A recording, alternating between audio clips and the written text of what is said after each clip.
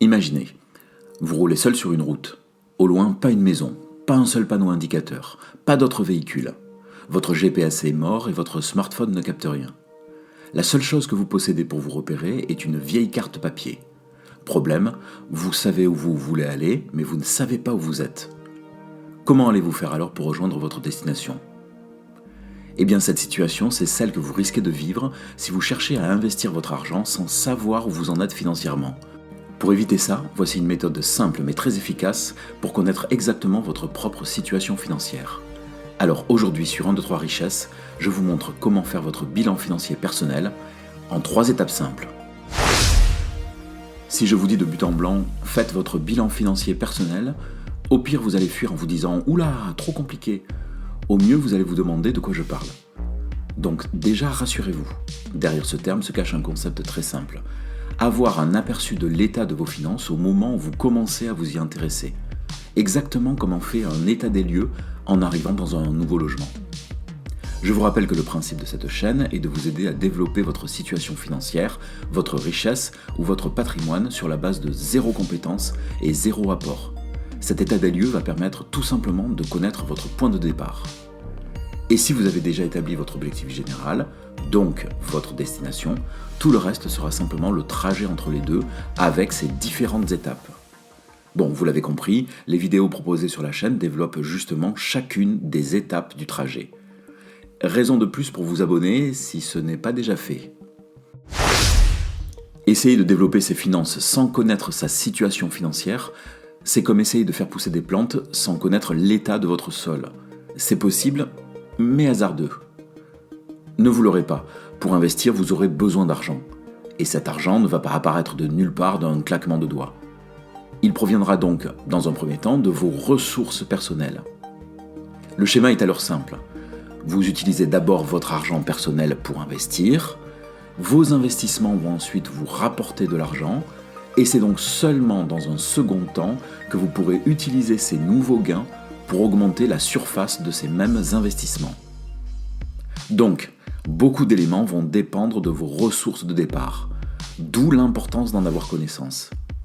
C'est ça l'objectif d'un bilan financier personnel, ou d'un état des lieux financiers, si vous préférez l'appeler comme ça. Tout d'abord, l'état des lieux financiers ne représente pas votre patrimoine. Si le patrimoine est une estimation du montant de tout ce que vous possédez, ce n'est pas ce qui nous intéresse ici. Ce dont nous allons avoir besoin, c'est de connaître la somme d'argent que vous pouvez librement utiliser chaque mois. Et oui, si vous voulez investir, c'est dans cette somme d'argent que vous allez devoir puiser pour effectuer vos premiers placements. Alors, bien sûr, certains vont me dire « Mais voyons, il y a l'épargne déjà accumulée.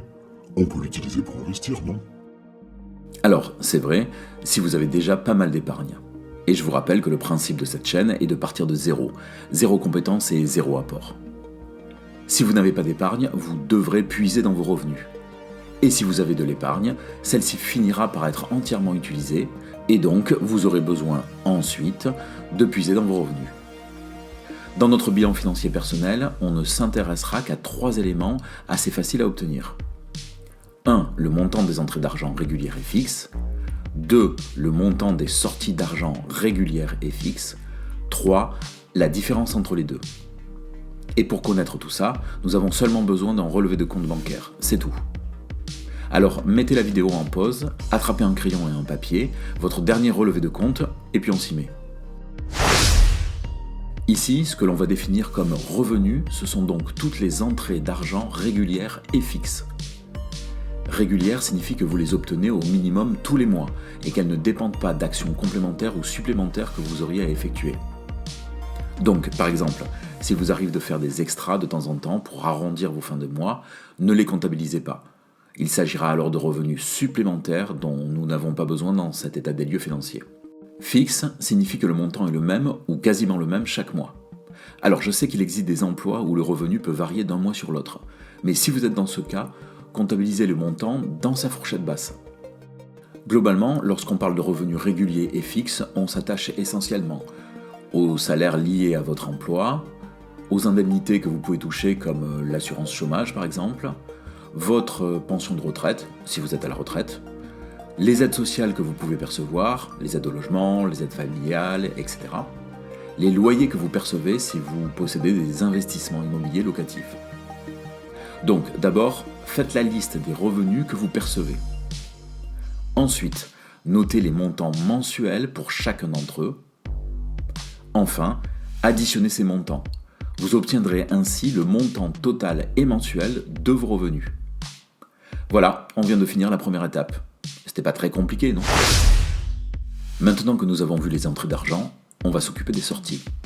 C'est là que vous allez avoir besoin de votre relevé de compte pour éviter d'en oublier. Donc, comme pour les revenus, vous allez d'abord faire une liste de toutes les dépenses régulières et fixes.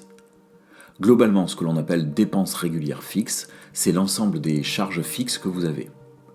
En fait, ce sont toutes les dépenses obligatoires qui sont, le plus souvent, retirées de vos revenus par des prélèvements, abonnements et autres virements automatiques.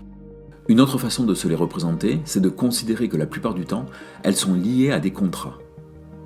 On va donc y retrouver pêle-mêle le loyer que vous payez, les remboursements de crédit, vos factures d'eau, de gaz ou d'électricité, les abonnements Internet ou le forfait de votre smartphone, les assurances diverses et variées que vous pouvez avoir, votre mutuelle, etc., etc.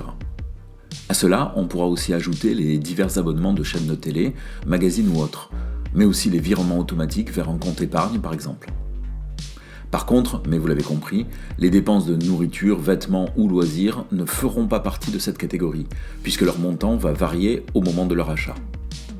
Comme pour les revenus, après en avoir fait la liste et noté, grâce à votre relevé de compte, les montants réglés chaque mois, vous pouvez maintenant en faire l'addition pour obtenir la somme totale des dépenses fixes mensuelles et ainsi terminer notre seconde étape. Maintenant que vous avez ces deux chiffres, il vous suffit de soustraire à vos revenus le montant des dépenses fixes. Le résultat que vous obtenez correspond à votre budget utilisable. Ce montant est parfois appelé « reste à vivre ». Il correspond à la somme d'argent que vous pouvez dépenser librement. Enfin, lorsqu'on dit librement, ce ne sera pas entièrement le cas. En effet, c'est sur cette part que vous puiserez pour d'autres types de dépenses, elles aussi nécessaires, comme la nourriture ou l'habillement par exemple. Mais c'est aussi cette part que vous utiliserez pour vos dépenses de loisirs ou pour la construction de votre épargne. Ce qui sera d'ailleurs le sujet d'une prochaine vidéo.